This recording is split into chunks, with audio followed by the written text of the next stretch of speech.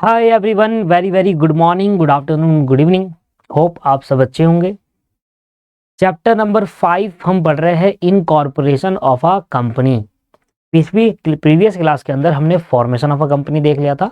आज हम incorporation of a company देखेंगे कि इनकॉर्पोरेशन कराते वक्त कौन कौन से डॉक्यूमेंट लगेंगे, क्या क्या प्रोसीजर रहता है ना। मेमोरेंडम ऑफ एसोसिएशन क्या होता है, आर्टिकल ऑफ एसोसिएशन क्या होता है, आर्टिकल को अल्टर कर सकते नहीं कर सकते, बहुत सी बड़ी सारी बातें हैं इसके अंदर।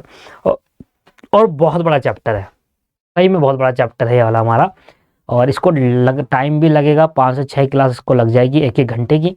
तो आइए देखते हैं चैप्टर नंबर 5 हम स्टार्ट कर रहे हैं incorporation of a company. Notes आपके सामने कुछ डिफरेंट तरीके से है और कोशिश रहेगी कि यही नोट्स आपको डिलीवर भी हो ऐसी तरीके से, अच्छे नोट्स।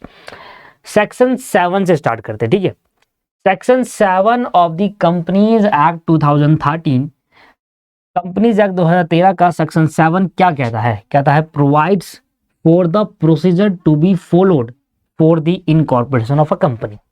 पहली लाइन में आपको क्या कह रहा है कि अगर आप इनकॉर्पोरेशन करना चाहते हो, कंपनी खोलना चाहते हो, तो आपको सेक्शन 7 में प्रोसीजर दे रखा है कि कैसे कंपनी खोली जाएगी, क्या क्या प्रोसीजर है कंपनी खोलने का, क्या क्या डॉक्यूमेंट लगने वाले हैं, वो चीज। आगे, the promoter of the company shall submit the following document to the registrar of companies within whose jurisdiction the register office of the company is proposed to be situated for the registration। इसका मतलब क्या कह रहा है? जो promoter है, promoter कौन होता है? जो कंपनी खोलता है। जैसे मैं अपनी कंपनी खोलूंगा तो मैं प्रमोटर हूं, आप अपनी कंपनी खोलोगे तो आप प्रमोटर हो। तो जो कंपनी खोलने वाला होता है पर्सन, वो प्रमोटर कहलाता है। तो प्रमोटर को जब अपनी कंपनी खोलनी है तो उसको क्या करना होंगे? डॉक्यूमेंट सबमिट कराने होंगे। कहाँ सबमिट कराने होंगे? रजिस्ट्रार ऑफ कंपनी को, मतलब आरओसी को सबमिट कराना होगा। वो आरओसी को जमा कराएगा जिस आरओसी, जिस स्टेट पर वो उसका रजिस्टर्ड ऑफिस होगा। अगर उसका रजिस्टर्ड ऑफिस दिल्ली में है तो सारे डॉक्यूमेंट दिल्ली वाले आरओसी को जमा कराएगा। रजिस्टर्ड ऑफिस किसका? कंपनी का। मतलब आपने जो कंपनी खोली है, अगर उसका रजिस्टर्ड ऑफिस दिल्ली में है तो आरओसी भी दिल्ली का होना चाहिए, वही जमा कराएगा। अगर रजिस्टर्ड ऑफिस मुंबई में है तो आरओसी मुंबई का होगा। तो यहाँ पर अब आरओसी के बारे में बहुत सी बातें पढ़ रहे हैं, तो एक बार हम यहाँ पर देखते हैं कि करंटली हमारे पास कितने रजिस्ट्रार ऑफ कंपनी है। देखिए इधर,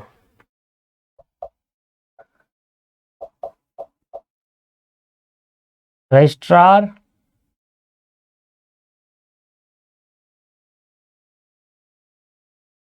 रजिस्ट्रार ऑफ कंपनी, ठीक है सर। ये तो कह रहा है कंपनी रजिस्ट्रेशन।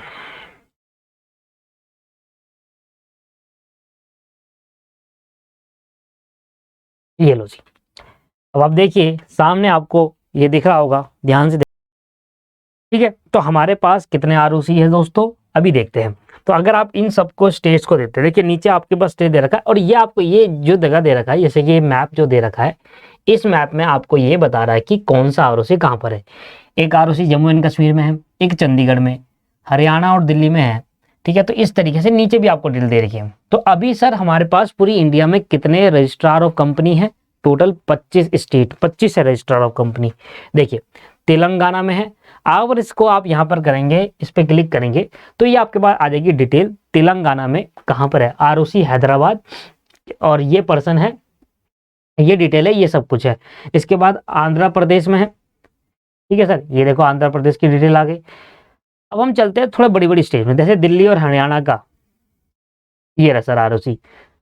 तो श्री संतोष कुमार बैठते हैं जी आरओसी दिल्ली में, और हरियाणा और दिल्ली का सर एक ही है आरओसी, ठीक है। क्योंकि यहाँ पर क्या है, स्टेट जो है छोटी छोटी स्टेट है, तो एक ही आरओसी काम कर जाता है।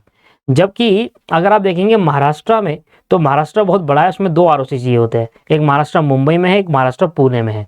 2 आरओसी हमारे को चाहिए, देख रहे हो आप। क्योंकि महाराष्ट्र जो स्टेट है वो काफी बड़ा है, तो यहाँ पर 2 आरओसी की जरूरत पड़ती है। क्योंकि यहाँ पर कंपनीज रजिस्ट्रेशन कराने वाली भी बहुत सारी होगी महाराष्ट्र के अंदर।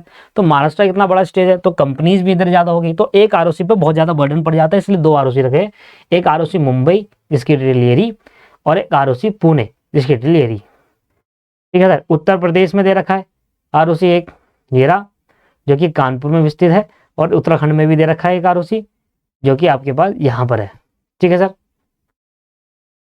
चलिए, तो ये टोटल कितने आरओसी है हमारे पास? टोटल 25। इसमें सेलेक्ट भी कर सकते हैं, जैसे कि आप गए दिल्ली के अंदर, दिल्ली सेलेक्ट करा, दिल्ली हरियाणा, ये रहा उसकी डिटेल, ये रही, ये सूर्य आरओसी की डिटेल आ गई। इसके बाद आप अपनी स्टेट का कोई भी जान जाते हैं, हरियाणा में एक ही है, हरियाणा दिल्ली का। तो इसके बाद आप हिमाचल देखेंगे, हिमाचल प्रदेश का आ गया। तो ये सब आपके दे, और ये आपको देखो पॉइंट भी दे रहा है, यहाँ पर है। अच्छा, इसके बाद थोड़ा जम्मू एंड कश्मीर की तरफ चले, पॉइंट देखो ऊपर आ गया। कोलकाता की तरफ चले, पॉइंट आ गया नीचे। तो इस तरीके से आपको आरओसी की डिटेल मिल जाएगी। तो आरओसी कहीं कहीं स्टेज पे 2 भी है और कहीं कहीं 2 स्टेट के 1 भी है, ठीक है। जैसे दिल्ली और हरियाणा का 1 आरओसी है, ऐसे ही महाराष्ट्र एक बड़ी स्टेट है तो वहां पर 2 आरओसी है एक ही स्टेट पे। क्लियर? जो देखते हैं, जैसे दिल्ली और हरियाणा के एक ही, जितनी भी कंपनी रजिस्टर्ड होगी दिल्ली और हरियाणा में एक ही आरओसी के उसमें रजिस्टर्ड होगी, जबकि महाराष्ट्र में 2 आरओसी है। तो जिस स्टेट जहां पर आपका रजिस्टर्ड ऑफिस है कंपनी का, उस रजिस्टर्ड ऑफिस में जो भी आरओसी पड़ता होगा वहां पर आपको वो सारे डॉक्यूमेंट जमा कराने हैं। तो ये कुछ आरओसी की डिटेल, ठीक है सर। तो इतनी बात समझ में आ गई। सेक्शन 7 हमें क्या बता रहा है? प्रोसीजर ऑफ द इनकॉर्पोरेशन, कि जो कंपनी खोलने वाला प्रमोटर है उसको अपने डॉक्यूमेंट जमा कराने हैं आरओसी को, और उस आरओसी को जमा न कराने जहां पर उसका, जिस स्टेट में उसका रजिस्टर्ड ऑफिस होगा। अगर उसका रजिस्टर्ड ऑफिस दिल्ली के अंदर है तो वो दिल्ली वाले आरओसी में जाएगा, महाराष्ट्र में तो महाराष्ट्र में देखेगा कौन सा आरओसी उसका पड़ता है, पुणे वाला या मुंबई वाला, तो वहां जाएगा, ठीक है सर। इसके बाद अब यहां पर आपको बताया गया कि कौन कौन से डॉक्यूमेंट लगेंगे एक इनकॉर्पोरेशन ऑफ अ कंपनी खोलने के लिए। कंपनी खोलने के लिए कौन कौन से डॉक्यूमेंट जो हमें जमा कराने होने आरओसी के, वो कौन कौन से? तो पहला डॉक्यूमेंट कहा गया कि memorandum and article of the company. MOA, memorandum of association of a company, and article of association, मतलब मेमोरेंडम और आर्टिकल, ये दोनों ही डॉक्यूमेंट आपको जमा कराने होंगे। बट यहाँ पर एक कंडीशन है, duly signed by all the subscriber to the memorandum in such a manner as may be prescribe. जो भी मेमोरेंडम होगा, आर्टिकल होगा, वो साइंड होने चाहिए सब्सक्राइबर के द्वारा। जितने भी आपके सब्सक्राइबर है, मतलब कौन, शेयर होल्डर, उनसे आपके सिग्नेचर होने चाहिए। मान लो मेरी और आपकी 2 प्राइवेट कंपनी है, तो आप आधे % शेयर मेरे पे, आधे आपके पास है, तो हम 2 ही सब्सक्राइबर हैं, तो हम दोनों मेमोरेंडम और आर्टिकल में साइन करके जमा कराएंगे कहां पर? आरओसी को, राइट। तो पहला डॉक्यूमेंट समझ आ गया। पहले 2 डॉक्यूमेंट तो क्लियर हो गए। पहला एक मेमोरेंडम देना है, मेमोरेंडम ऑफ एसोसिएशन एमओए, और एक एओए देना है, जो कि साइन होंगे सभी सब्सक्राइबर से, मतलब सभी शेयर होल्डर जो आपकी कंपनी के है। अब दूसरा डॉक्यूमेंट देखना बड़ा इंपॉर्टेंट है, ये आपके काम का भी है। डिक्लेरेशन, एक डिक्लेरेशन देनी होगी, किसके द्वारा? या तो एडवोकेट के द्वारा, या चार्टर्ड अकाउंटेंट के द्वारा, या कॉस्ट अकाउंटेंट के द्वारा, या फिर कंपनी सेक्रेटरी के द्वारा, जो कि प्रैक्टिस में है। अच्छा, जब आप दोस्तों कॉस्ट अकाउंटेंट बन जाएंगे तो बनने के बाद, या चार्टर्ड अकाउंटेंट बन गए, या कंपनी सेक्रेटरी बन गए, या कभी एडवोकेट, 4 जने डिक्लेरेशन दे सकते हैं, उसके साइन लगेंगे। और वो पर्सन जो एक प्रोफेशनल बन जाता है और जॉब नहीं कर रहा, क्या कर रहा है? प्रैक्टिस कर रहा है, खुद का अपना प्रैक्टिस कर रहा है, वही सर। जॉब वाले cost accountant, company secretary, chartered accountant यहाँ पर काम नहीं आने वाले, उनकी कोई भी वैल्यू नहीं है, सिर्फ वो इम्प्लॉय है किसी कंपनी के। तो अगर आप सीएमए बनने के बाद जॉब करते हैं तो you are the employ of that company, आप उस कंपनी के एम्प्लॉय हो, ना कि कॉस्ट। आप नाम के आगे सीएमए नहीं लगा सकते, नाम के आगे सीएमए, सीए, सीएस वही पर्सन लगा सकता है जो अपनी खुद की फर्म खोल के बैठा हुआ है, खुद की प्रैक्टिस है, जिसने सर्टिफिकेट ऑफ प्रैक्टिस लिया हुआ, सीओपी। अब इनके पर्सन के 4 जने क्या कर सकते हैं? डिक्लेरेशन फॉर्म जमा कर सकते हैं, ठीक है sir. Who is engaged in the formation of a company and by a person named in the article as a director, who is engaged in the formation of a company, शुरू से पढ़ता हूं, a declaration in a prescribe form, एक prescribe form होगा जो दे रखा होगा, मतलब जो भी फॉर्म बता रखा है उस फॉर्म में डिक्लेरेशन देनी होगी। किसको? या तो एडवोकेट को देनी होगी, या चार्टर्ड अकाउंटेंट को, या कॉस्ट अकाउंटेंट को, या कंपनी सेक्रेटरी जो प्रैक्टिस में है। वो चार्टर्ड अकाउंटेंट, वो कॉस्ट अकाउंटेंट, वो कंपनी सेक्रेटरी, वो एडवोकेट, वो इन चारों में से कोई एक पर्सन को देनी होगी डिक्लेरेशन। और वो पर्सन को देनी होगी जो person formation of a company में एंगेज्ड है। मान लो आप अपनी कंपनी खोलना चाहते हैं और वो आप कंपनी जो आप खोलना चाहते हैं वो आप किसी चार्टर्ड अकाउंट से खुलवा रहे हैं, तो चार्टेड अकाउंटेंट क्या है, एंगेज्ड है ना कंपनी खोलने के फॉर्मेशन में, तो वही डिक्लेरेशन फॉर्म देगा। मान लो आप कंपनी खोलना चाहते हैं और वो आप करवा रहे हो सीएमए से, कॉस्ट एंड मैनेजमेंट अकाउंट से, कॉस्ट अकाउंटेंट से करवा रहे हो, तो फिर कॉस्ट अकाउंटेंट ही तो एंगेज हो रहा है किसमें, कंपनी खोलने के फॉर्मेशन में। कंपनी खोलने के पर्पस इनकॉर्पोरेशन कौन खोल रहा है, कंपनी खोलने वाला कौन है, एक कंपनी सेक्रेटरी से खुलवा रहे हो आप, या एक cost and management account, cost accountant से खुलवा रहे हो। तो जो एंगेज्ड होगा कंपनी खोलने में वही पर्सन डिक्लेरेशन फॉर्म देगा, राइट।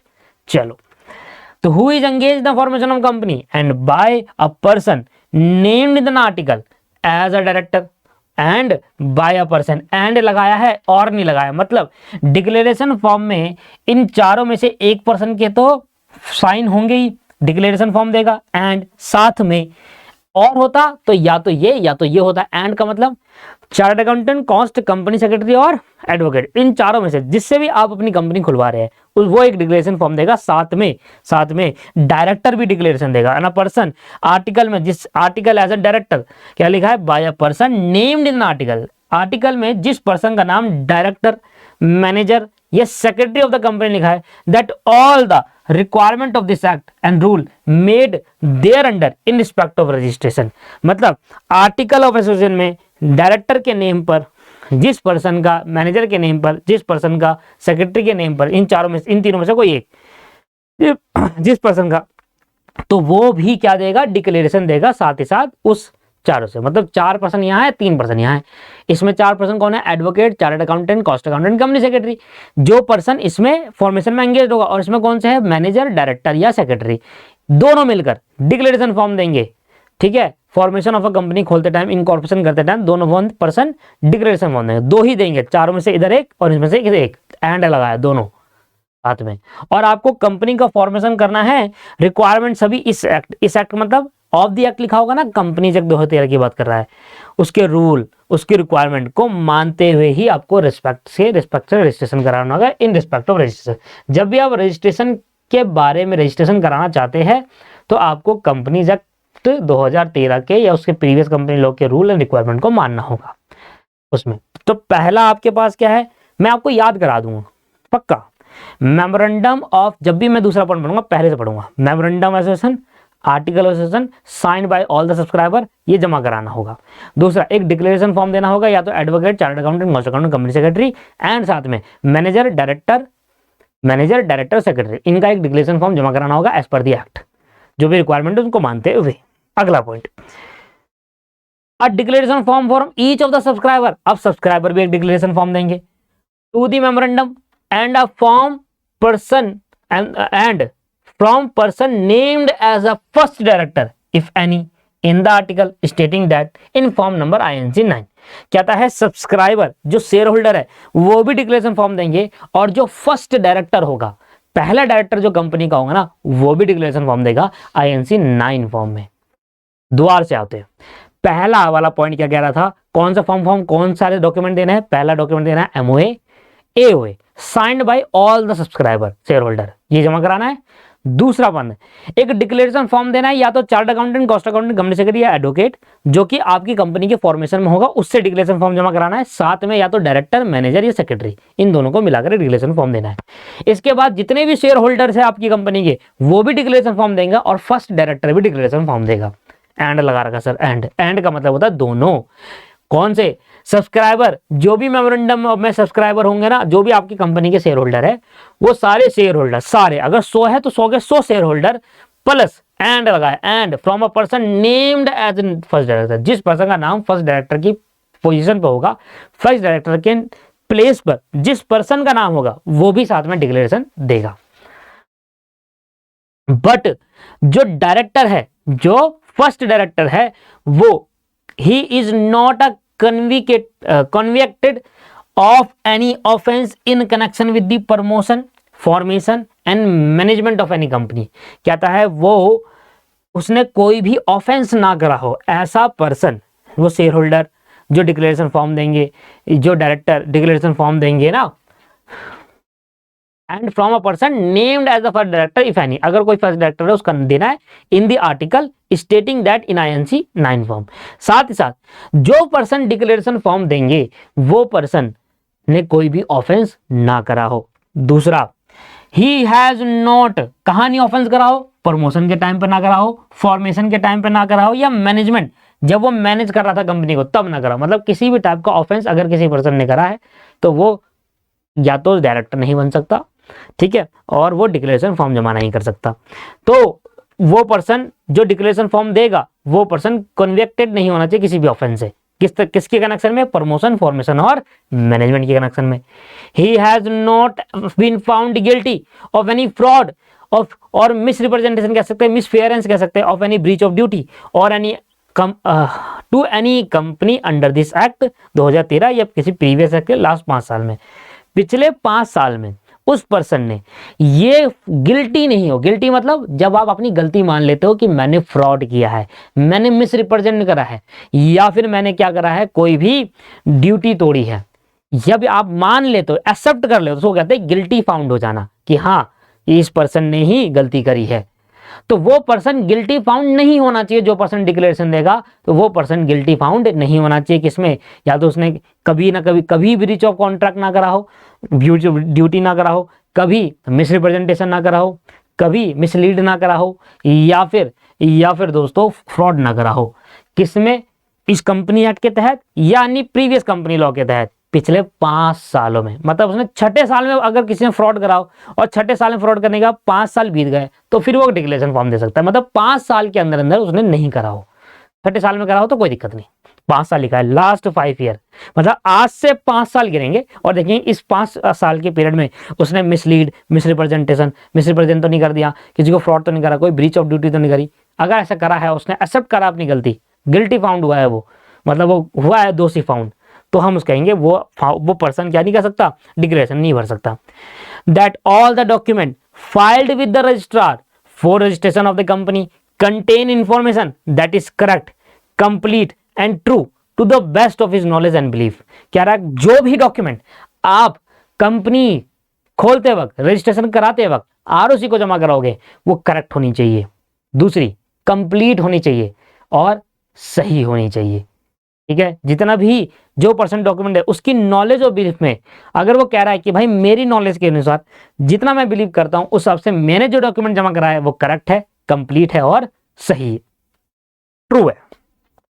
ठीक है जी, इसके बाद अगले पॉइंट आता है, the address for correspondence till registration office is established. The address for correspondence till registration office is established, मतलब जब आप रजिस्ट्रेशन कराओगे उससे पहले आपके पास रजिस्टर्ड ऑफिस होना चाहिए, तभी तो पता लगाएंगे कि जब तो लिखोगे आप एड्रेस कि हाँ सर हमारा रजिस्टर्ड ऑफिस यहाँ है, तो रजिस्ट्रेशन कराने से पहले आपका कम से कम एक ऑफिस एस्टैब्लिश हो चुका हो।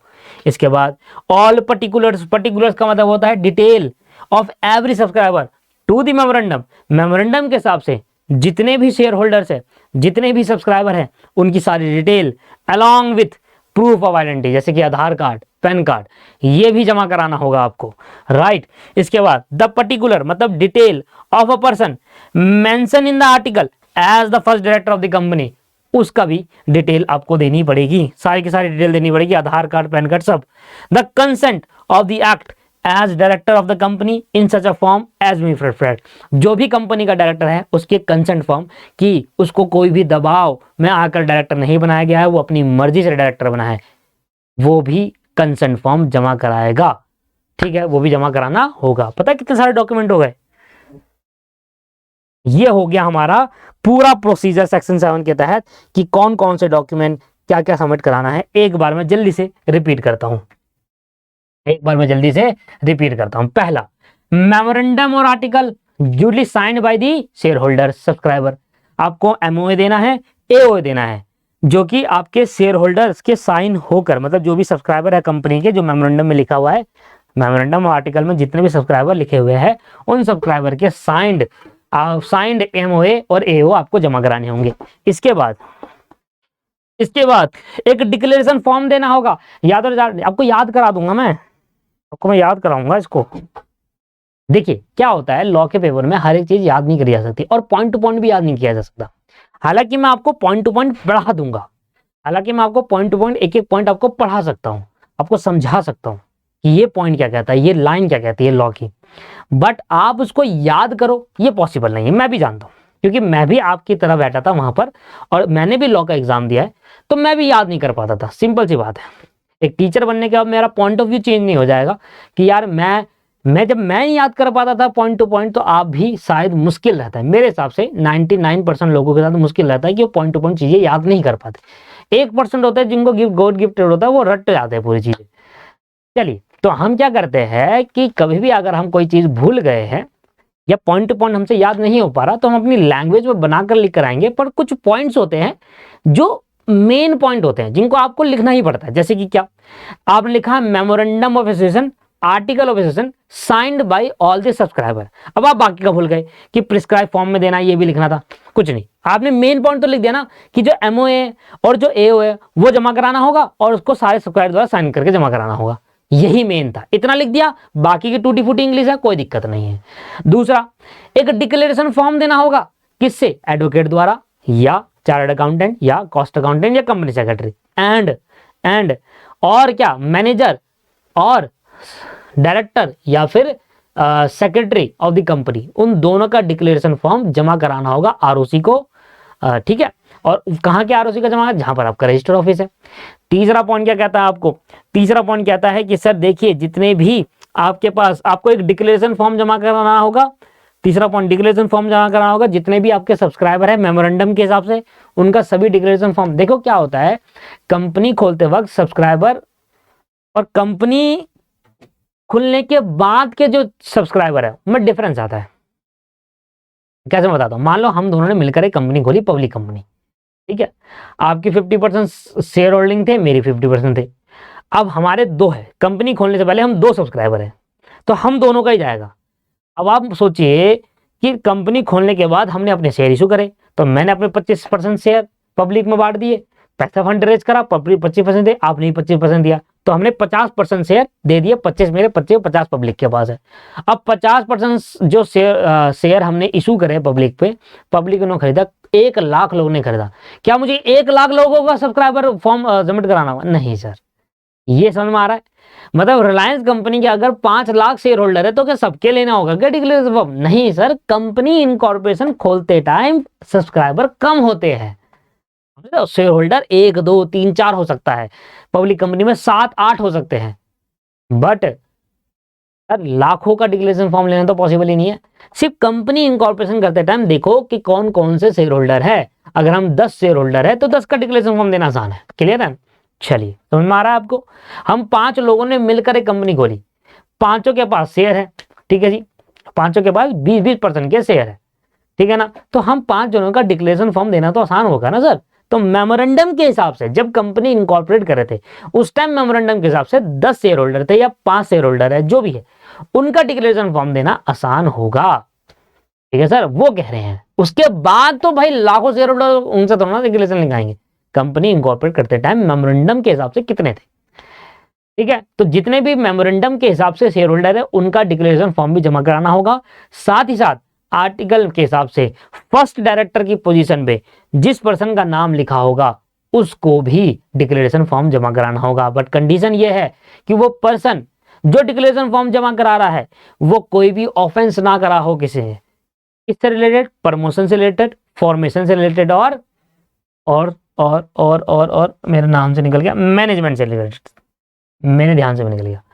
प्रमोशन से रिलेटेड, फॉर्मेशन से और मैनेजमेंट से रिलेटेड। इसके बाद पिछले 5 सालों में कोई भी फ्रॉड, ये गिल्टी फाउंड ना करा हो, पिछले 5 सालों में उसने कोई भी fraud, breach of duty, misrepresent या मिसलीड या एनी फ्रॉड की गिल्टी फाउंड नहीं हुई, मतलब वो दोषी नहीं करार गया हो पिछले 5 सालों में इन चीज़ों के। मतलब उसने कभी फ्रॉड नहीं करा हो पिछले 5 सालों में, उसने कभी मिसलीड, मिसरिप्रेजेंट नहीं करा हो, या फिर उसने कोई भी ड्यूटी या ऑब्लिगेशन नहीं तोड़ी हो पिछले 5 सालों में। अगर ये 2 बातें सही है तो वो डिक्लेरेशन फॉर्म जमा कर सकता है। डिक्लेरेशन फॉर्म जमा कर सकता है कौन पर्सन? जिस पर्सन ने कोई भी ऑफेंस ना करा हो related to promotion, formation, management, या फिर वो गिल्टी फाउंड नहीं हुआ हो रिलेटेड टू फ्रॉड, मिसफियरेंस या फिर ब्रीच ऑफ ड्यूटी पे पिछले 5 सालों में। 2 बातें याद हो गई। लास्ट में लिखा है जो भी डॉक्यूमेंट आप आरओसी को जमा करा रहे हो, वो क्या होना चाहिए? वो करेक्ट होना चाहिए, कंप्लीट होना चाहिए और ट्रू होना चाहिए। किसके बिलीफ में? जो पर्सन जमा करा रहा है उसके नॉलेज के हिसाब से, उसकी बिलीफ के हिसाब से वो ये कह रहा है कि भाई मैं डॉक्यूमेंट जमा करा रहा हूं मेरे हिसाब से, मेरी नॉलेज या मेरी बिलीफ के हिसाब से ये करेक्ट, ट्रू और कंप्लीट है। इसके बाद जब भी आप इनकॉर्पोरेशन कराएंगे, वो 4 पॉइंट और थे दोस्तों जो नीचे गए हमारे 4 पॉइंट, जब भी आप अपने कंपनी का इनकॉर्पोरेशन, उससे पहले आपको अपना रजिस्टर ऑफिस इस्टेब्लिश करना होगा। दूसरा पॉइंट क्या था? जितने भी शेयर होल्डर्स है, सब्सक्राइबर है, उनकी पर्टिकुलर्स मतलब डिटेल साथ along with identity proof, first director की detail along with identity proof, और जितने भी डायरेक्टर है उनका कंसेंट फॉर्म। 4 थे ना ये। रजिस्टर ऑफिस स्टैब्लिश करना होगा, रजिस्टर ऑफिस स्टैब्लिश होना होगा। दूसरा, जितने भी सब्सक्राइबर है उनका डिटेल, पर्टिकुलर्स मतलब होता है detail along with the proof of identity. जो भी हमारा पर्सन है मेंशन हुआ है फर्स्ट डायरेक्टर की पोजीशन में, उसका detail along with the identity proof. इसके बाद जितने भी डायरेक्टर उनका कंसेंट फॉर्म। याद हो गया? याद कराना भी देखे, यहां पर मैं आपको पढ़ा दूं और याद ना हो, क्या फायदा उसका? पढ़ना तो आप वीडियो देखना है, नोट्स आपके हाथ में है, लिखना कुछ नहीं है, ध्यान है, और 100% ध्यान आपका लगा ही नहीं सकता है, क्योंकि ऐसा ही माहौल होता है घर के अंदर कि आवाजें बहुत आ रही होती है, बाहर से आवाज आ रही होती है, घर से नहीं आ रही होती। तो एक ही चीज को जो बच्चा पहली बारी में नहीं सुन पाया वो दूसरी में सुन लेता है, जो दूसरी में तीसरी में सुन लेता है।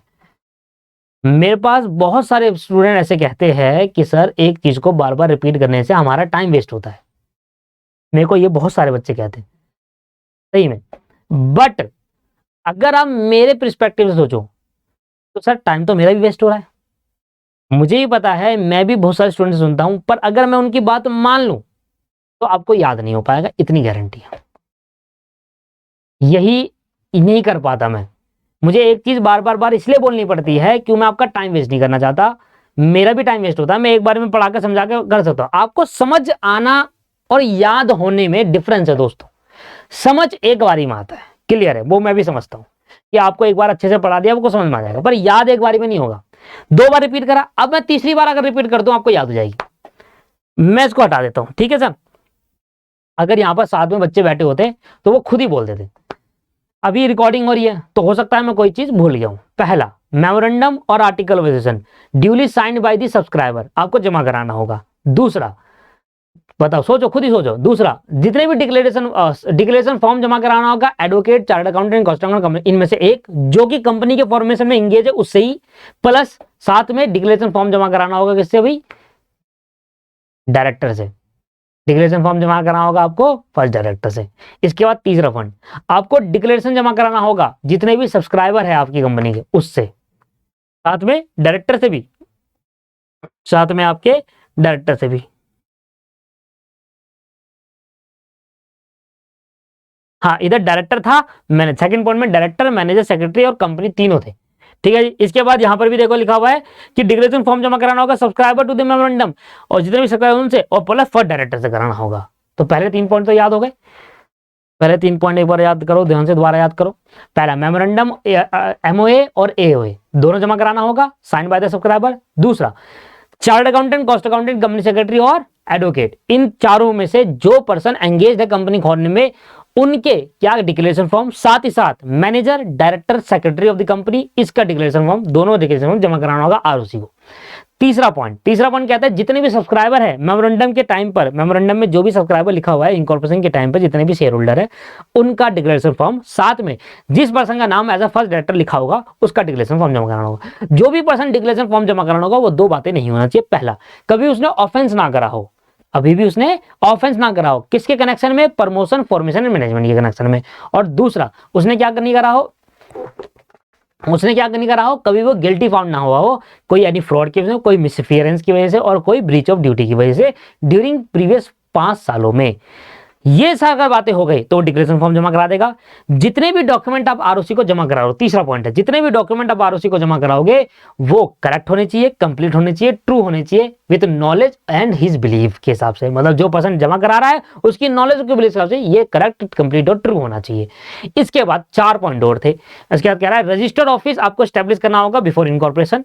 दूसरा पॉइंट है आपके पास, जितने भी आपके शेयर होल्डर है, सब्सक्राइबर है, जो मेमोरेंडम के हिसाब से सब्सक्राइबर है, जितने भी शेयर होल्डर है उनका पर्टिकुलर मतलब detail along with the identity proof जमा कराना होगा, फर्स्ट डायरेक्टर की detail along with identity proof जमा कराना होगा, और जितने भी डायरेक्टर है कंपनी के उनके कंसर्न फॉर्म जमा कराना होगा। होप अब समझ में आ गया है, ये मैंने आपको पूरा बता दिया है। इसके अलावा मैं अब बार बार रिपीट करूंगा तो मुझे याद नहीं करना, मैं तो याद हो ही कर रखा है, एक दो पॉइंट पर मिस हो जाता हूं, आप भी नहीं, मैं हो जाता हूं मिस, ठीक है, ठीक है, पर आपको मैं याद कराऊंगा, मेरा काम ये था, मैंने सारा याद करा दिया पूरा का पूरा। अब मुझे बताओ कि ये बुरा है क्या है?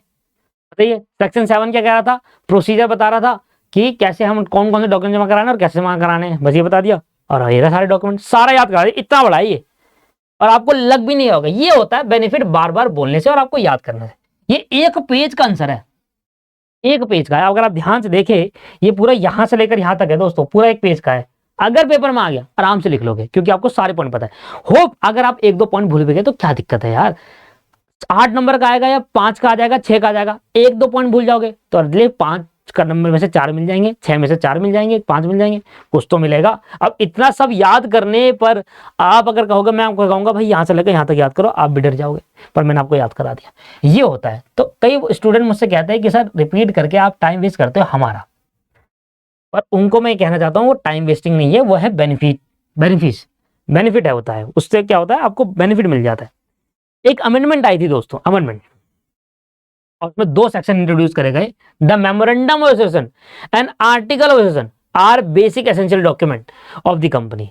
जो मेमोरेंडम ऑफ एसोसिएशन और आर्टिकल ऑफ एसोसिएशन पढ़ने वाले, देखो ये रहा मेमोरेंडम ऑफ एसोसिएशन आ गया, क्योंकि बार बार इसका यूज हो रहा है ना, आर्टिकल ऑफ एसोसिएशन भी इसी चैप्टर में, तो वो इस चैप्टर के बाद आपका पूरा क्लियर हो जाएगा।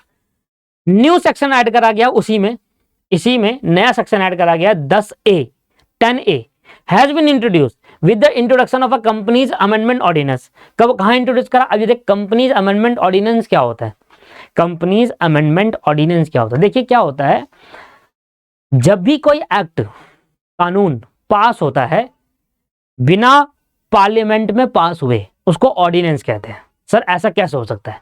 ऐसा हो सकता है, देखिए 1 साल में 2 बार पार्लियामेंट सेशन में आती है। सेशन में आने का मतलब क्या होता है कि सारे मिनिस्टर, सारे एमएलए एमपी आएंगे और राज्यसभा लोकसभा में बैठेंगे, ठीक है, जिनकी जहां पोजीशन है वहां बैठने के बाद जितने भी एक्ट है वहां पढ़े जाते हैं और पास किया जाता है। राज्यसभा लोकसभा में पास हुआ, राज्यसभा में पास हुआ, फिर प्रेसिडेंट के सामने फिर एक्ट बनता है। ये तो आपको बेसिक बातें पता ही है। बट मान लो कि एक सेशन पहला हो गया, फिर बीच में सेशन नहीं हुआ, मान लो फॉर एग्जाम्पल के मान लो फरवरी में एक सेशन हुआ, अब नवंबर में होगा, बीच में कोई नहीं होगा। अब बीच में मुझे कोई कानून पास करना, कैसे पास करूं? बुलाऊं क्या सबको? एमपी और गवर्नमेंट बुलाएगी क्या सबको? नहीं सर, ऐसा नहीं होता। ऐसा होता है कि जिस पर्टिकुलर टाइम पर सेशन नहीं होता, मतलब पार्लियामेंट नहीं बैठी हुई है, पार्लियामेंट में लोग नहीं बैठे कानून पास करने के लिए, क्योंकि भाई अगर सारे दिन भर वहीं रहेंगे तो फिर सरकार कौन चलाएगा, काम कौन करेगा लोगों के बीच में रहकर, राइट। हालांकि वो नहीं होता, पर फिर भी आप समझिए, कुर्सी में कौन बैठेगा? मिनिस्टर की कुर्सी में, वहां भी तो बैठना जरूरी है।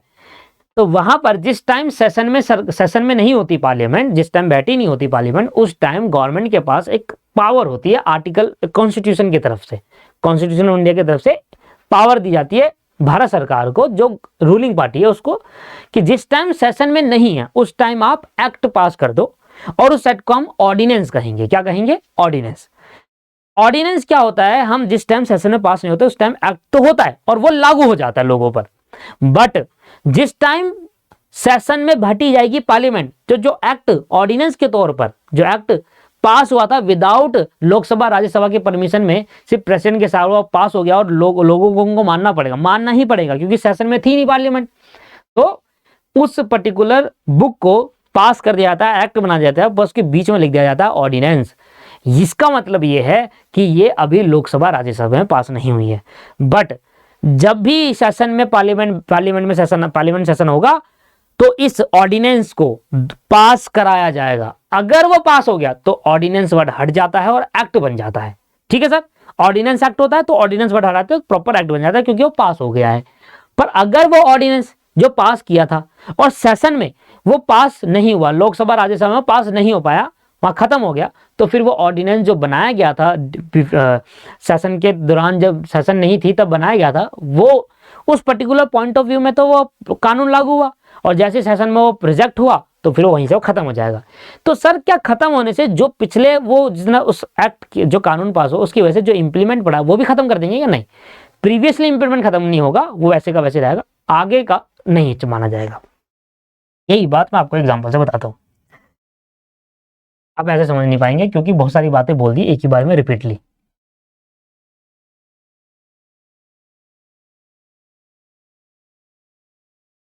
चलिए इधर देखिए, मान लो फरवरी में रूल बुक बनाई, सेशन नहीं बैठा हुआ, मतलब पार्लियामेंट में सेशन में नहीं है, कोई मिनिस्टर सब अपने काम में लगे हुए, 2 ही बार बैठते हैं।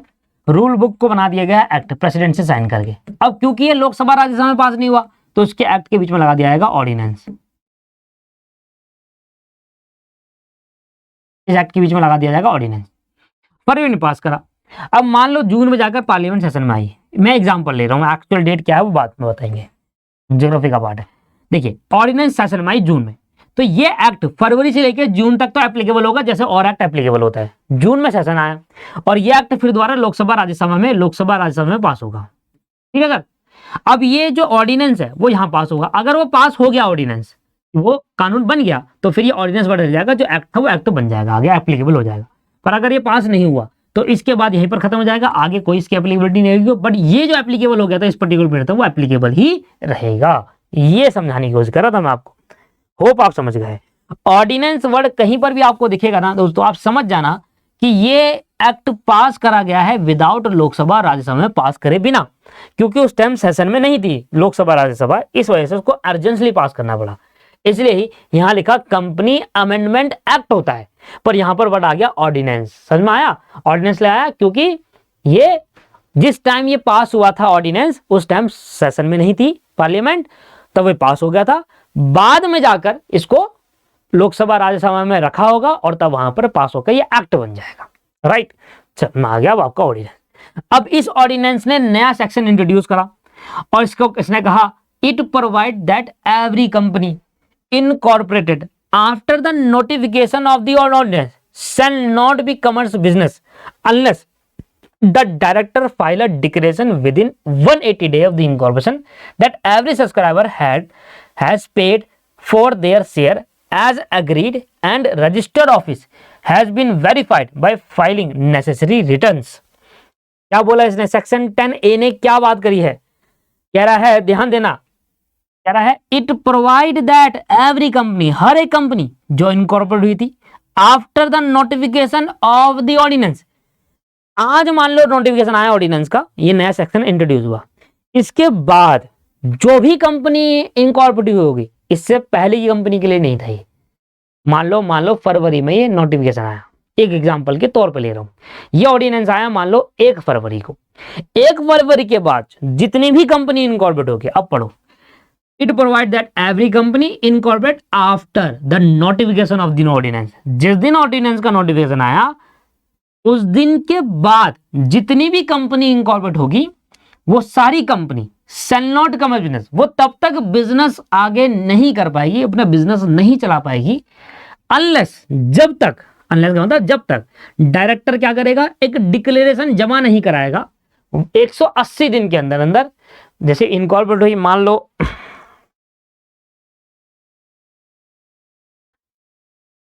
लो यहां आया ऑर्डिनेंस, ठीक है सर, ये ऑर्डिनेंस आया, ऑर्डिनेंस में मान लो इसके बाद मैंने 1 अप्रैल को मैंने क्या करा, एक कंपनी इनकॉर्पोरेट हुई, ऑर्डिनेंस आने के आफ्टर, यही बात कर रहा है। यहां पर एक कंपनी इनकॉर्पोरेट हुई, अब ये कंपनी इनकॉर्पोरेट हो गई, खुल गई कंपनी। अब कंपनी खुलने के बाद हम बिजनेस कर सकते हैं? हाँ कर सकते थे, पर इस ऑर्डिनेंस के बाद मना कर दिया गया, कहता है आप बिजनेस कमेंस नहीं कर सकते, बिजनेस चला नहीं सकते।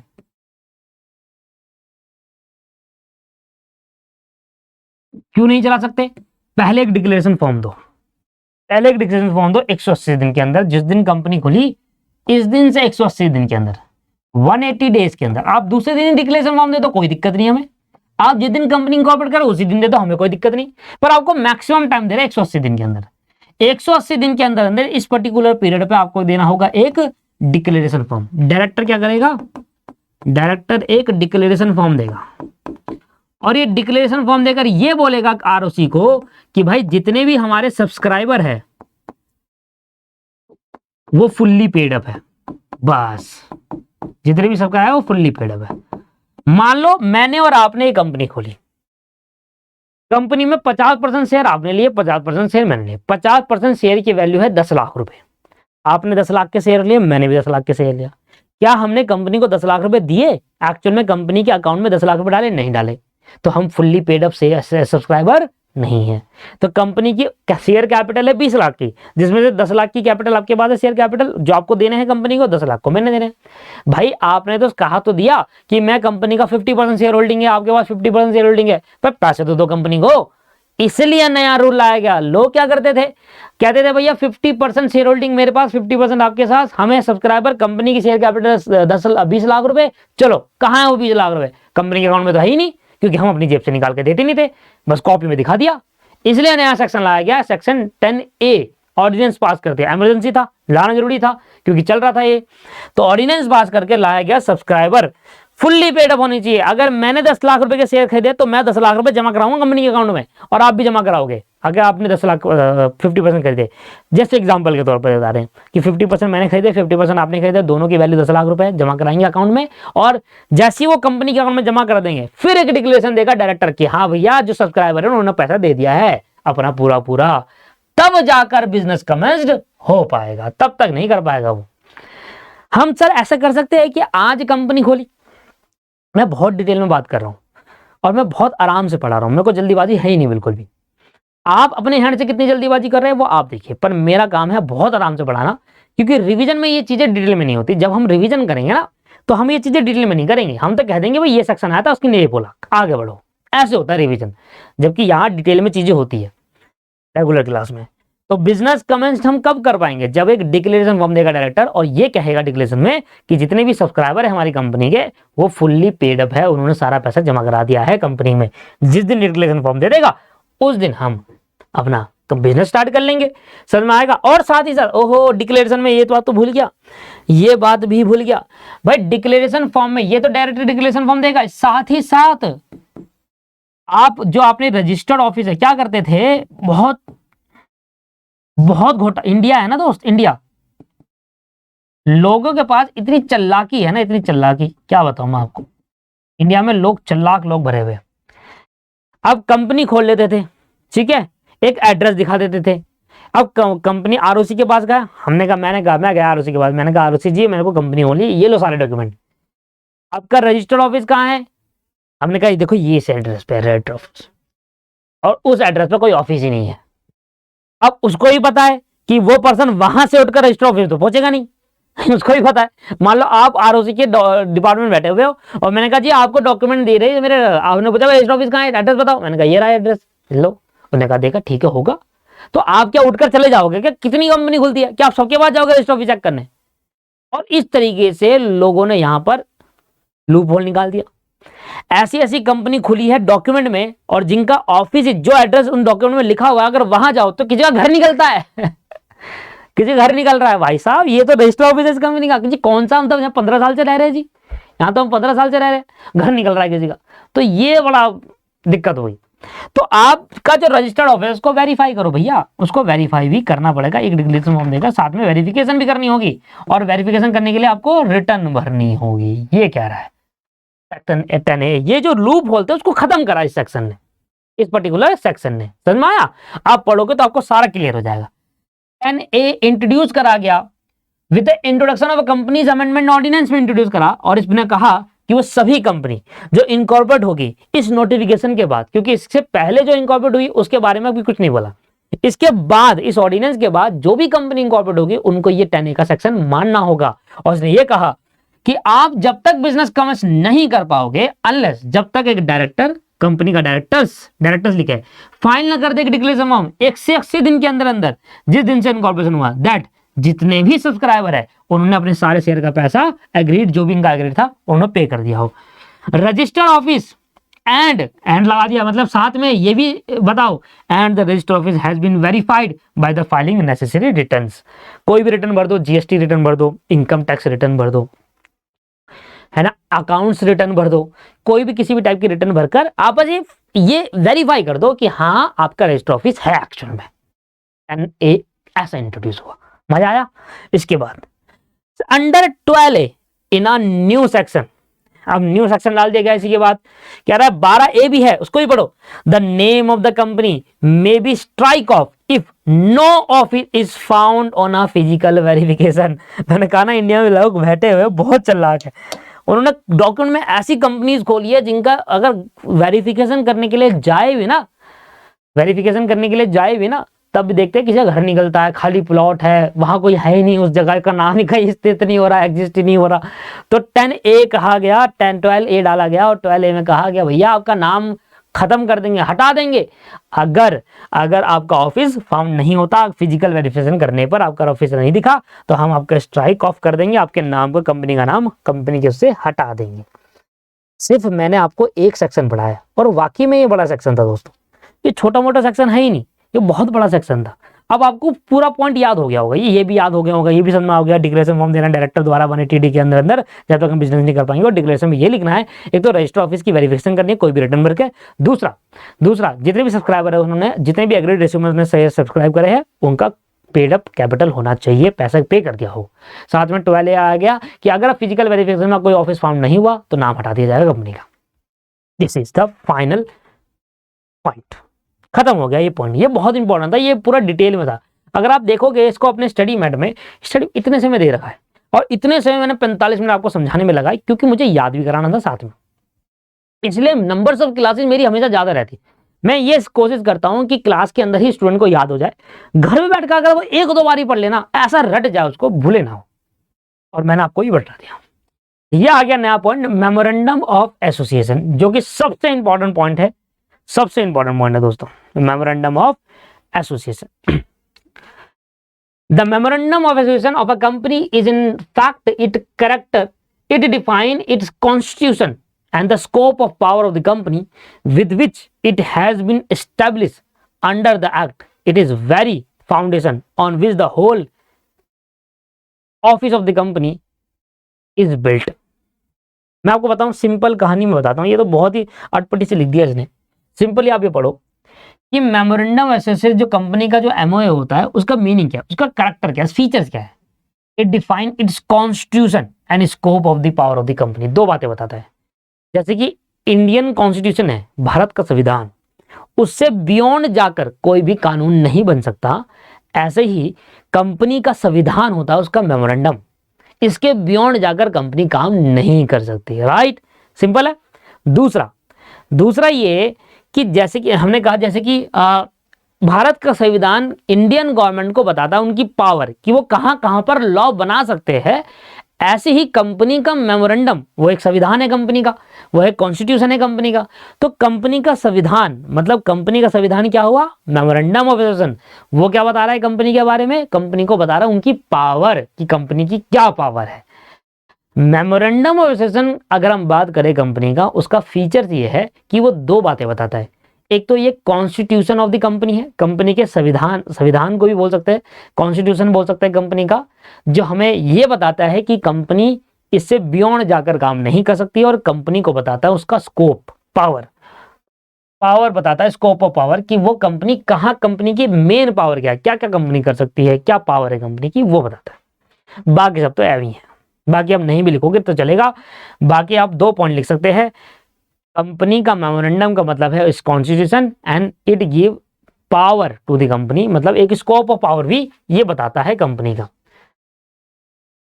With which it has been establish under this act. अब यहां पर कहता है, as per section 4 subsection 1 the memorandum of a limited company must state the following. कोई भी लिमिटेड कंपनी, चाहे वो प्राइवेट है, चाहे वो नहीं, चाहे वो प्राइवेट है, चाहे वो नहीं, सही है, चाहे वो प्राइवेट है, चाहे वो पब्लिक लिमिटेड है या प्राइवेट लिमिटेड है, ठीक है। तो वो क्या कहता है, कितनी जो भी लिमिटेड कंपनीज है उसमें क्या करना होगा, उनमें ये क्लॉजेज डालने होंगे। क्लॉज क्या है, एक है नेम क्लॉज, पहला क्लॉज ये रहा, एक है सिचुएशन क्लॉज, एक है ऑब्जेक्ट क्लॉज, 3 क्लॉज ये रहे, चौथा है लाइबिलिटी क्लॉज, ठीक है सर, फिर 5वां है कैपिटल क्लॉज, ठीक है। उसके बाद छठा है ओपीसी क्लॉज, 1% कंपनी क्लॉज। तो मेमोरेंडम के अंदर दोस्तों टोटल 6 क्लॉज है। 6 क्लॉज टिप्स पे याद करवा दूंगा मैं भी, अभी मैं आपको टिप्स पे याद करा दूंगा क्योंकि ये इंपॉर्टेंट है, पेपर में कई बार पूछा गया है, कई बार। तो ये 6 क्लॉज कौन से, इनको याद भी करेंगे और सब पहले समझेंगे डिटेल में, फिर याद करेंगे।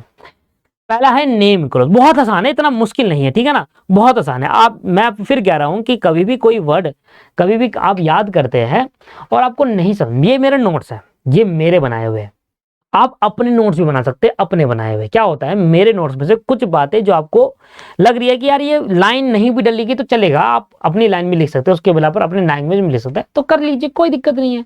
हाँ, हालांकि एक काम एक स्टूडेंट ने बहुत अच्छा करा था, उसने मुझे बताया, सर मैं जब भी आपकी क्लास देखता हूँ, जो बात आप हिंदी में लिखते हो ना, हिंदी में बोलते हो ना, वो मैं लिख लेता हूँ। उससे ये होता है कि जब मैं आपका रिवीजन करता हूँ ना, और मैं जब वो उस हिंदी को पढ़ता हूं, तो मुझे वो सेम क्लास दोबारा नहीं देखनी, पर सेम क्लास का पूरा चेहरा नजर आ जाता है। हालांकि इसमें टाइम लगता है सर, शुरू में टाइम लग जाता है, क्योंकि आप वही चीज हिंदी में भी लिख रहे हो और इंग्लिश में भी गिवन है। बट उसका बेनिफिट बाद में जब रिवीजन करते हैं तो वो पता चलता है कि यार ये हिंदी में ऐसे ही बोला था सर ने, उस टाइम पूरा विजुलाइज कर लेता वो पूरी क्लास को, तो क्लास देखनी नहीं पड़ती दोबारा। राइट, आ जाइए। तो ये सारे क्लॉज दिए गए, टोटल 6 क्लॉज दिए गए मेमोरेंडम में, और इन क्लॉज के बारे में, इस क्लॉज से क्या बताया, कंपनी के बारे में बताया। ठीक है, आई नेम क्लॉज में क्या करा, क्या कहता है नेम क्लॉज मेमोरेंडम का, the name of the company with limited as it last word in case of public company and private limited as it last word in case of private limited company. ये कह रहा है अगर आप private company खोलते हो तो अपने कंपनी के नाम पर प्राइवेट लिमिटेड लगाना होगा, और अगर आप पब्लिक कंपनी खोलते हो तो कंपनी के नाम पे लिमिटेड वर्ड का यूज करना होगा। कितनी सिंपल बातें बताई, कोई बड़ा तो है नहीं।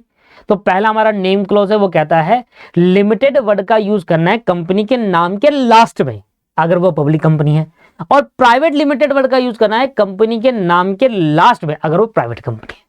तो अगर आप और मैं मिलकर एक प्राइवेट कंपनी खोले तो हमारी कंपनी का नाम है ए डी बी, या डी कोई भी नाम ले लो अपने लेवल का, ए बी ले लेते हैं, चलो A B limited, private limited करना होगा, कंपनी के नाम के पीछे प्राइवेट लिमिटेड वर्ड लगाना होगा under name clause of the memorandum of association, अगर आपकी प्राइवेट कंपनी है तो। और अगर आपकी पब्लिक कंपनी है तो ए बी लिमिटेड लिखना होगा, प्राइवेट में ए बी प्राइवेट लिमिटेड, जिससे लोगों को पता चले ये कौन सी कंपनी है। सिंपल है, the company shall not apply in case of company registered under section 8। अगर कंपनी सेक्शन 8 कंपनी है, कौन सी होती है, एनजीओ एनपीओ वाली कंपनी, वो अप्लाई नहीं कर सकती, shall not apply। ठीक है, similarly in case of government company the name of the company shall end with the word limited, this as per the exemption of government company under section 462 of the Companies Act 2013 by notification dated जून 15, 2013। पहली बात, ये जो note लिखा है ना, ये note बहुत important है। जो एनपीओ एनजीओ वाली कंपनी होती है ना, उनको पीछे ये रूल मानने की जरूरत नहीं है कि अगर आपकी एनजीओ है तो आपको जरूरी नहीं है कि पब्लिक और लिमिटेड प्राइवेट लिमिटेड वर्ड का यूज करना है। सेक्शन 8 कंपनीज को ये फ्लोइंग क्लॉज अप्लाई नहीं होता, सिंपल। अगर आपकी कोई एनजीओ है तो उसके एनजीओ के नाम जो होगा ना, स्माइली फाउंडेशन एक एनजीओ है, स्माइली फाउंडेशन। अब स्माइली फाउंडेशन पब्लिक लिमिटेड या प्राइवेट लिमिटेड नीचे नहीं लगा सकते, सिर्फ नाम होना चाहिए, उसके लास्ट में ये वर्ड प्राइवेट लिमिटेड या लिमिटेड नहीं लगता। तो ये जो नेम क्लॉज है वो सेक्शन 8 कंपनी पे अप्लाई नहीं होता। इसके बाद अगला बात कह रहा है, सिमिलरली जैसे हम सेक्शन 8 कंपनी में ये अप्लाई नहीं होता, सिमिलरली उसी तरीके से गवर्नमेंट कंपनी जो होती है उनके नाम के पीछे the name of the company shall end with the word limited, this is as per the exempt to the government company. जितनी भी गवर्नमेंट कंपनीज है, जैसे कि आपको मैं गवर्नमेंट कंपनी की बात बताऊं, एमटीएनएल एक गवर्नमेंट कंपनी है, ठीक है ना। अब एमटीएनएल जो गवर्नमेंट कंपनी है, अगर गवर्नमेंट कंपनी चाहे तो वो लिमिटेड वर्ड का यूज नहीं लगाएगी, उनकी मर्जी है, उनके पास ऑप्शन दे दिया कि आपकी गवर्नमेंट कंपनी है, अगर कोई गवर्नमेंट कंपनी है वो चाहे तो लिमिटेड वर्ड का यूज कर सकती है, वरना एक नोटिफिकेशन आई थी 2013 जून 5 में, और ये एग्जम्प्ट कर दिया गया गवर्नमेंट कंपनीज के लिए कि वो अपने नाम के आगे, नाम के एंड में लिमिटेड वर्ड का यूज करे, उसके लिए एग्जम्पशन मिल गई उनको, चाहे तो लगाओ चाहे तो नहीं लगाओ। ठीक है सर। बहुत सारी गवर्नमेंट कंपनी है, गूगल पर सर्च करिए इंडियन की गवर्नमेंट कंपनी कौन सी है, तो किन्हीं किन्हीं में लिमिटेड वर्ड का यूज करा है, किसी किसी में लिमिटेड वर्ड का यूज नहीं करा गया। 2013 में एग्जाम हुए ना, जो 2013 से पहले गवर्नमेंट कंपनी उन्होंने तो यूज करा होगा, अब नाम थोड़ा हटाएंगे, लिमिटेड वर्ड का यूज कर लिया तो एग्जाम्प्ट कर दिया गया है। बाकी आपकी मर्जी है, लगाना लगाओ, नहीं लगाना नहीं लगाओ। अब तो नहीं लगाते कोई भी गवर्नमेंट कंपनी, अगर खुलती है तो वो लिमिटेड वर्ड का पीछे यूज नहीं करती। कितना सिंपल सा क्लॉज है ना, नेम क्लॉज, कितना सिंपल सा। अगर आपकी प्राइवेट कंपनी है तो प्राइवेट लिमिटेड लगाना नाम के पीछे, अगर आपकी पब्लिक कंपनी है तो सिर्फ लिमिटेड लगाना। गवर्नमेंट कंपनी और सेक्शन 8 कंपनी के लिए एग्जाम कर दिया ये रूल, उनको लगाने की जरूरत नहीं है। लिमिटेड, प्राइवेट लिमिटेड या गवर्नमेंट कंपनी के लिए एग्जामेशन दी 2013 के जून 5 की नोटिफिकेशन पे, गवर्नमेंट की अमेंडमेंट नोटिफिकेशन दी, उसमें बताया कि ये एग्जाम्प्ट हो चुका है। पहले लगाते थे लिमिटेड वर्ड गवर्नमेंट कंपनी अपने नाम के पीछे, अब नहीं लगा सकते। सिचुएशन क्लॉज क्या कहता है? सिचुएशन क्लॉज का मतलब होता है सिचुएटेड, कंपनी का रजिस्टर्ड ऑफिस कहाँ है यहीं तो लिखना होता है। अब क्या करते थे इंडिया में लोग, कंपनी खोलते थे, एमओए जमा कराते थे और सिचुएशन क्लॉज में एड्रेस डालते थे, वो निकलता था चाचा का एड्रेस, चाचा के पास पूछते थे, हाँ जी आपकी कंपनी खुली है जी, हमारा कौन सी कंपनी, इसमें तो कोई रजिस्टर ऑफिस है। चाचा प्रधान। The state that in which the register of the company situated, यहाँ पर नेम सिचुएशन क्लॉज में आपको अपने कंपनी का रजिस्टर्ड ऑफिस की डिटेल फिल करनी है और वो फिजिकली वेरीफाई होना चाहिए, नहीं तो अंडर सेक्शन 12A के तहत आपका नाम स्ट्राइक ऑफ कर दिया जाएगा अगर फिजिकली फाउंड नहीं हुआ तो। नया आया था ना ऑर्डिनेंस, याद आ रहा है। अगला है ऑब्जेक्ट क्लॉज। अब कंपनी का उद्देश्य क्या है? ऑब्जेक्ट का मतलब होता है उद्देश्य, कंपनी किस पर्पस के लिए खुल रही है, सर्विस देनी है, कैसे सर्विस देनी है, ठीक है ना, वो चीज है। The object for which the company is propose to be incorporate and any matter consider necessary in furtherance thereof provided that this is the called first proviso. इसने कहा कि देखो कंपनी का ऑब्जेक्ट क्या है, प्रपोज है, वो इनकॉर्पोरेट के टाइम में आपको बताना होगा कि कंपनी किस लिए, किस पर्पस के लिए खोली जा रही है, तो इनकॉर्पोरेशन के टाइम में आपको यहां पर उसका पर्पस लिखना होगा। साथ ही साथ ये कहा गया प्रोवाइडेड एट, क्या था ये सेक्शन, ये जो पढ़ रहे हो ना ऑब्जेक्ट क्लॉज, इसको पढ़कर ही समाप्त नहीं होता, आपको फर्स्ट प्रोविजो पढ़ना होगा। इसका मतलब एक्सेप्शन किसके लिए दे दी गई, सेक्शन 8 कंपनी के लिए। कहता है provided eight nothing in this clause shall be apply, जो इस क्लॉज में अप्लाई है ना ऑब्जेक्ट क्लॉज, वो अप्लाई नहीं होगा सेक्शन 8 कंपनी के लिए। सेक्शन 8 कंपनी का के लिए ये पर्टिकुलर क्लॉज अप्लाई नहीं होता as per first proviso. Proviso मतलब क्या होता है, एक्सेप्शंस, कि ये वाला क्लॉज एक्सेप्ट है, एक्सेप्शन मिल गई सेक्शन 8 कंपनी को कि उनको ये क्लॉज में बताने की जरूरत नहीं है, मतलब ये क्लॉज इन पे अप्लाई नहीं होता, सिंपल ये कह रहा है। आ जाता तो छठा क्लॉज। पहला क्लॉज था नेम क्लॉज, दूसरा क्लॉज था सिचुएटेड क्लॉज कि कंपनी का रजिस्टर ऑफिस कहाँ सिचुएटेड है, और तीसरा क्लॉज था ऑब्जेक्ट क्लॉज। ठीक है जी, अब चौथा आ जाओ। चौथा कह रहा है लाइबिलिटी क्लॉज, वेदर आपकी लाइबिलिटी लिमिटेड लाइबिलिटी है या अनलिमिटेड लाइबिलिटी। अब दोनों का मतलब आपको पता है, नहीं पता तो एक बार मैं दोबारा रिपीट कर देता हूँ। देखिए मैंने और आपने मिलकर एक कंपनी खोली, प्राइवेट कंपनी, ठीक है, और हमने लायबिलिटी क्लॉज में डाल दिया कि जो पार्टी सब्सक्राइबर है उनकी लायबिलिटी लिमिटेड है। अब इसका मतलब क्या हुआ, अगर हमने कोई कंपनी खोली है और हमारी कंपनी के जो सब्सक्राइबर है अगर उनकी लायबिलिटी लिमिटेड है, इसका मतलब है कि हमारे जितना भी पैसा कंपनी में लगा है कंपनी उसका यूज कर सकती है अपनी लायबिलिटी को पे करने के लिए, इन केस ऑफ अगर कंपनी अब एबल नहीं है अपनी एसेट को बेचकर लायबिलिटी चुकाने के लिए। अगर कंपनी इंसॉल्वेंट हो जाती है, इंसॉल्वेंट कब होती है, जब कंपनी की एसेट बेचकर लायबिलिटी पूरी नहीं खत्म होती, कंपनी की लायबिलिटी ज्यादा हो जाती है और एसेट्स कम रह जाते हैं, तो लिमिटेड लायबिलिटी अगर कंपनी की है, इसका मतलब जितने भी ऑनर है, सब्सक्राइबर है उधर कंपनी है, उनके जितना भी हिस्सा कंपनी के अंदर है उसका यूज करा जाएगा कंपनी की लायबिलिटी को चुकाने के लिए। मतलब कंपनी उनके घर की प्रॉपर्टी नहीं बेच सकती, उनकी पर्सनल प्रॉपर्टी नहीं बेच सकती इन case of limited liability. But in case of unlimited liability, मान लेते हैं कंपनी की लायबिलिटी है 10 लाख रुपए, ठीक है, कंपनी की एसेट बेचकर आया 5 लाख रुपए, चुका दिया, अब भी कितने की लायबिलिटी बची, 5 लाख की बची। अब दो शेयर होल्डर है आप और मैं, हम दोनों ने लगाया था 2-2 लाख रुपए, हम दोनों ने 2-2 लाख रुपए लगाया, वो भी छीन लिया हमसे और उस 2 लाख रुपए से भी क्या कर दिया, लायबिलिटी चुका दी। ठीक है सर, ये भी खत्म हो गया। अब कितनी बच गई, 1 लाख की। अब मेरे पास भी पैसे नहीं है, आपके भी पैसे नहीं है, जो कंपनी में लगे थे, कंपनी के पास भी नहीं है। अब 1 लाख की लायबिलिटी कैसे चुकाए?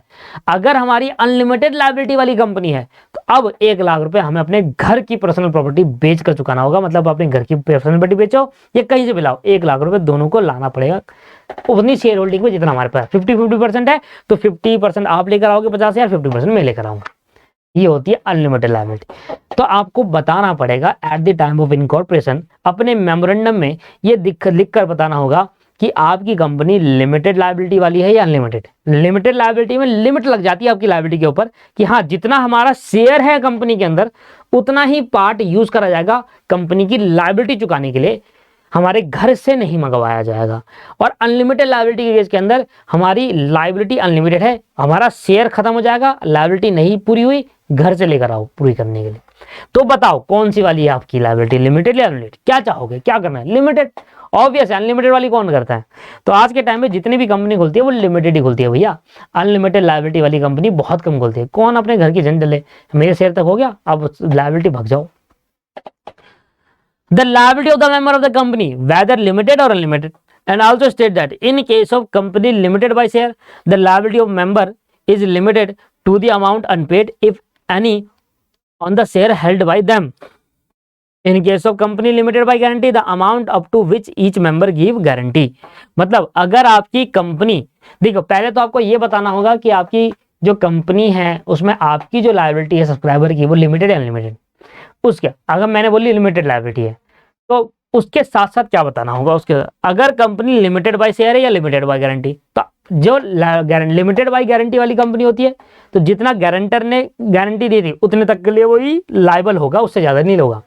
और जो लिमिटेड बाय शेयर के लिए वो अपने शेयर तक लायबल होगा कि भाई मेरा शेयर तो भाई 5 लाख का ही है, उतना दे दूंगा मैं, उससे ज्यादा नहीं दूंगा। ठीक है सर, ये है दोनों केस। लिमिटेड बाय शेयर में up to the share capital तक होता है, मेरा अगर शेयर 50% है उसमें 5 लाख बन रहा है तो मैं 5 लाख दूंगा। लिमिटेड बाय गारंटी में जितनी गारंटी दी गई उतने के लिए भी वो लायबल होता है कंपनी की लायबिलिटी को पे करने के लिए। इसके बाद आता है आपका कैपिटल क्लॉज। अब ये बड़ा इंपॉर्टेंट है, capital clause. In this case of company having a share capital, the amount of share capital with which the company is to be registered and the division thereof into a fixed amount and the number of share which the subscriber to the memorandum agree to subscribe, which shall not be less than the 1 share per subscriber, and the number of share each subscriber the memorandum intend to take indicate opposite his name. अब आपको कुछ भी समझ नहीं आया होगा, कुछ भी नहीं आया होगा। देखिए मैं आपको सिंपल तरीके से बताता हूँ कैपिटल क्लॉज का मतलब क्या है। कैपिटल क्लॉज का मतलब है ऑथराइज्ड कैपिटल कितनी है कंपनी की, मतलब मैक्सिमम कैपिटल। ऑथराइज कैपिटल कहते हैं। ऑथराइज कैपिटल कंपनी ने डाली, भाई कंपनी की ऑथराइज कैपिटल मान लो 10 लाख रुपए, तो company max to max 10 lakh तक का फंड रेज कर सकती है पब्लिक से, अगर आपकी पब्लिक कंपनी है तो। ठीक है, तो मान लो मेरी पब्लिक कंपनी है, हमारी पब्लिक कंपनी है और हमने ऑथराइज कैपिटल डाल रखी है 10 लाख रुपए, तो जितनी कैपिटल अमाउंट आपने ऑथराइज कैपिटल के फॉर्म में कैपिटल क्लॉज में डाला उससे ज्यादा का फंड आप रेज नहीं कर सकते पब्लिक से। मैक्सिमम 10 लाख से ज्यादा आप कैपिटल रख ही नहीं सकते। तो जितना अमाउंट ऑफ कैपिटल आप यहां पर डाल रहे हो, जितना अमाउंट ऑफ कैपिटल डाल रहे हो कि आपकी मैक्सिमम शेयर कैपिटल कितनी हो सकती है ऑथराइज कैपिटल, तो वो आप लिख सकते हैं 1 करोड़ डाला, 10 करोड़ डाला, 100 करोड़ डाला। लोग यहाँ पर भर भर के डाल देते हैं, लोग यहाँ पर भर भर के डाल देते हैं कि हाँ इतनी रख सकते हैं। अब देखिए फॉर एग्जाम्पल, मैं आपको एग्जाम्पल के साथ समझाता हूं। मान लो कंपनी ने अपने कैपिटल क्लोज में, मान लो कंपनी ने अपने कैपिटल क्लोज में, ये आपका कंपनी का कैपिटल क्लोज है मेमोरेंडम का, ठीक है, और कंपनी ने कैपिटल क्लोज में ऑथराइज्ड कैपिटल लिख दी है। देखो ऑथराइज्ड कैपिटल का एक कॉलम होगा, उस ऑथराइज्ड कैपिटल में आपको कैपिटल का डालना होगा। अब ऑथराइज कैपिटल का मतलब ये है कि कंपनी मैक्सिमम टू मैक्सिमम इतनी कैपिटल रख सकती है, इससे ज्यादा रख ही नहीं पाएगी, क्योंकि ऑथराइज मेमोरेंडम के बियॉन्ड जाके नहीं रख सकते ना, क्योंकि क्या बोला है मेमोरेंडम एसोसिएशन हमारे लिए क्या है, कॉन्स्टिट्यूशन के रूप पे है, इससे बियॉन्ड जाके हम जा ही नहीं सकते। तो इसने लिख दी भैया 1 करोड़ रुपए।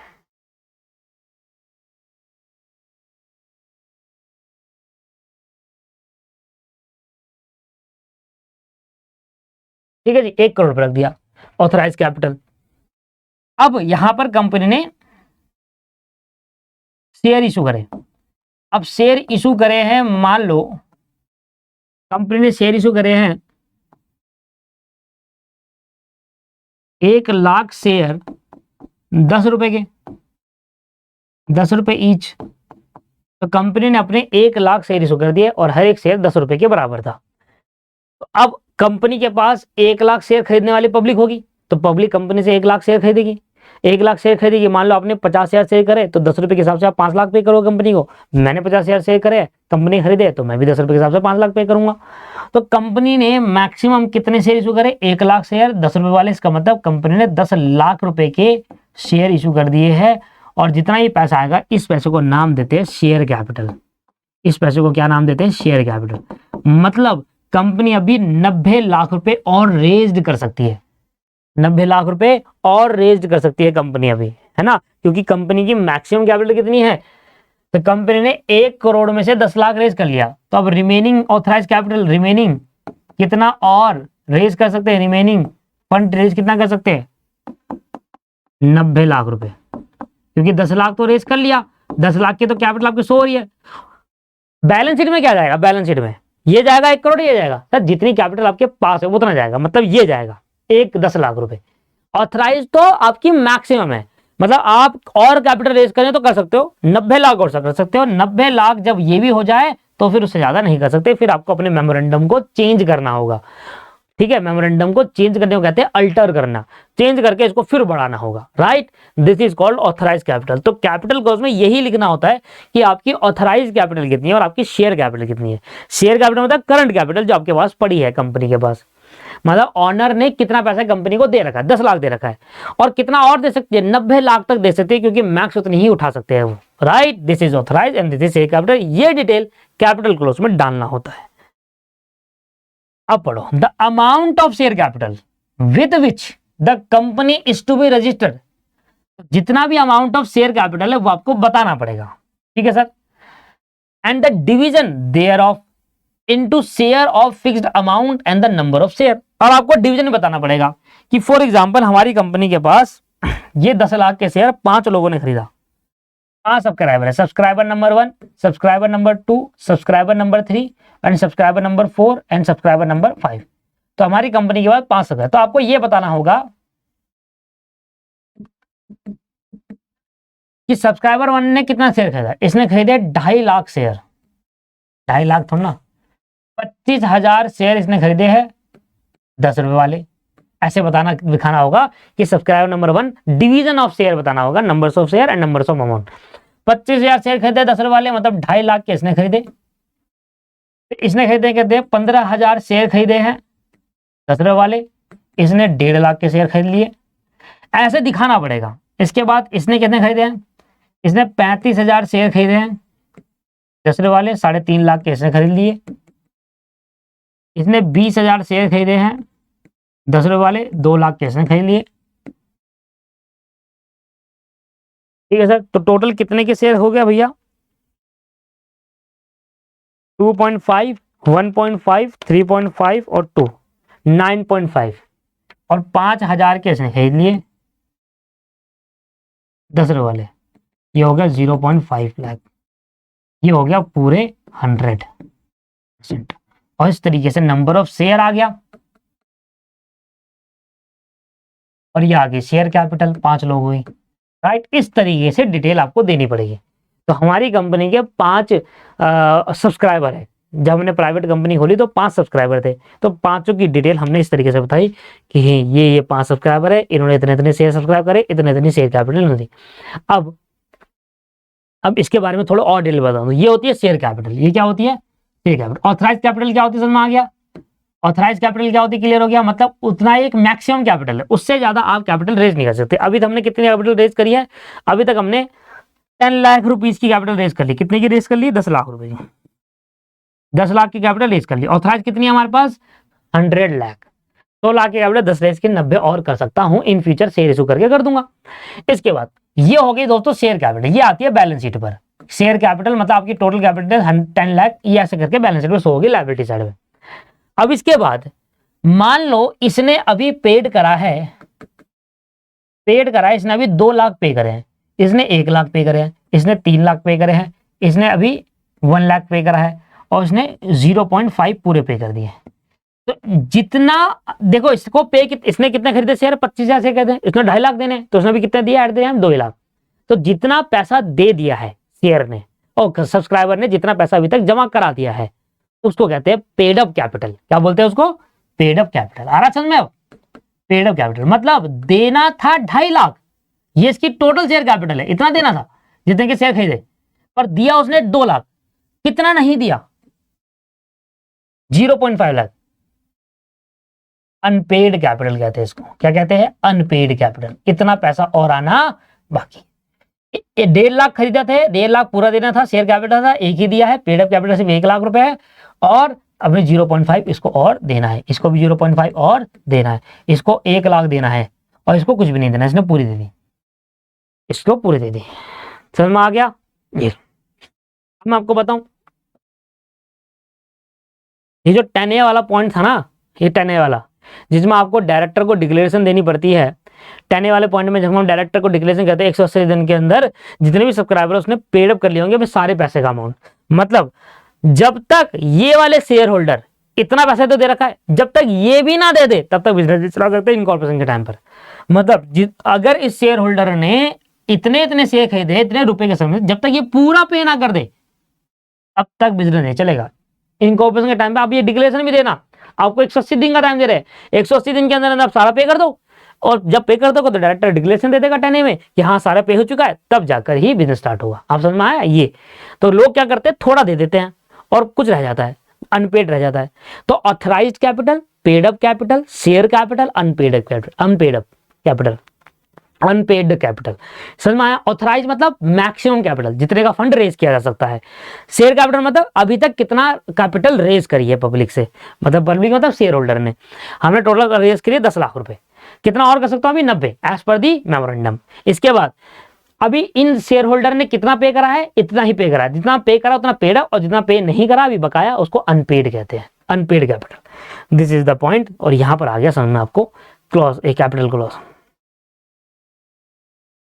हमारा। अब देखो क्या लिखा है, आप ना उसको डिवाइड करो, डिवीजन करो। कैसे डिवीजन करो? शेयर ऑफ फिक्स अमाउंट, ये देखो fix amount share and the number of share and the numbers of share which subscriber hold, which subscriber to the memorandum agree to subscribe and which shall not be less than 1 share per subscriber। एक subscriber एक से ज्यादा कम share नहीं कर सकता, या तो एक खरीदेगा एक से ज्यादा, ऑब्वियस है, कम से कम एक तो खरीदने ही पड़ेंगे। अब वो पूरी लाइन समझ में आ गई ना? जितना आपका शेयर कैपिटल है, जितनी ऑथराइज कैपिटल है वो भी बताना है कैपिटल, इतनी ऑथराइज कैपिटल और इतना शेयर कैपिटल बन चुका है।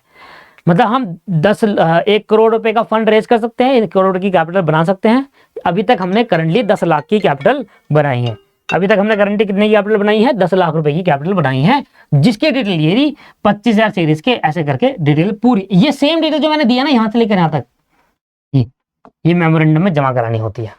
जब आप कंपनी खोलोगे आपके 2 पर्सन होंगे ना, 50% आपका 50%, तो मुझे बता, मेरा नाम होगा यहाँ पर, मेरे शेयर होल्डिंग होगी, कितने का शेयर है उतना अमाउंट होगा, आपका नाम होगा, आपकी शेयर होल्डिंग कितने का शेयर है इतना अमाउंट, ये जमा कराने होते हैं। एक्चुअल में भी यही होता है दोस्त, एक्चुअल में भी यही होता है। क्लियर है? आइए इसके बाद, the number of share each subscriber to the memorandum intend to take indicate opposite his name, opposite his name मतलब जितने भी शेयर लिए है ना, जितने भी शेयर लिया, इसका मतलब यहाँ पर इनके शेयर कितने शेयर लिए वो लिखना पड़ेगा, मतलब इस सब्सक्राइबर ने कितने शेयर लिए लिख दो, इसका ये लिखना पड़ेगा, जितने शेयर उस सब्सक्राइबर ने लिए उसका बस शेयर लिख दो, इसने इतने शेयर खरीदे, इसने इतने शेयर खरीदे, ऐसे लिख दो बस। ये क्या है बस हमने। अब लास्ट क्लोज है ओपीसी क्लोज। ओपीसी क्लोज है, in the case of 1% company the name of person who is the event of the that of subscriber shell become the member of the company. आपको मैंने ये पहले बता दिया था OPC के अंदर, जब ओपीसी मान लो आप 1% कंपनी खोल रहे हो तो 1% कंपनी के मेमोरेंडम में जो छठा क्लोज है ना वो ओपीसी क्लोज है। अगर आपकी 1% कंपनी है तो आप उस पर्सन का नाम लिखिए कि जो आपकी डेथ या इनकैपेबल के टर्म पे आपका 1% कंपनी का नॉमिनी बने और नॉमिनी ही क्या बन जाए, मेंबर बन जाए। मतलब नॉमिनी की डिटेल भरनी होती है ओपीसी क्लोज में। पर मान लो मेरी तो 1% कंपनी है ही नहीं, मेरी तो प्राइवेट कंपनी है, तो फिर मैं ये डिटेल नहीं फिल करता। छठा क्लोज ऑप्शनल है, ऑप्शनल है, हर कंपनी को फिल नहीं करता। वही कंपनी छठा क्लोज डालेगी जो ओपीसी कंपनी है 1%, क्योंकि उसको नॉमिनी की डिटेल लानी पड़ती है अपने मेमोरेंडम में। This is the one. ये हो गया दोस्तों खत्म यहाँ पर मेमोरेंडम ऑफ एसोसिएशन। कितना सिंपल था। 6 क्लॉज थे, 5 क्लॉज तो सबके लिए है, छठा 6 क्लॉज है ओपीसी के लिए। ओपीसी में एक एक्स्ट्रा क्लॉज है नॉमिनी का, लास्ट वाला। 5 क्लॉज, पहला है name clause, situated clause, object clause, capital clause and last में आपके पास यहाँ, अच्छा कैपिटल बाद में आया था, से कैपिटल बाद में आया था, लायबिलिटी क्लॉज। ये मैं थोड़ा दिमाग से निकल जाता है, दोबारा बोलता हूँ। सबसे पहला है हमारा नेम क्लॉज, जिसमें नाम के पीछे company limited, private limited, section 8 के लिए अप्लीकेबल नहीं होगी, गवर्नमेंट कंपनी के लिए एग्जम्प्ट है। सिचुएटेड क्लॉज, कंपनी का रजिस्टर ऑफिस कॉन्स्टिट्यूटेड है।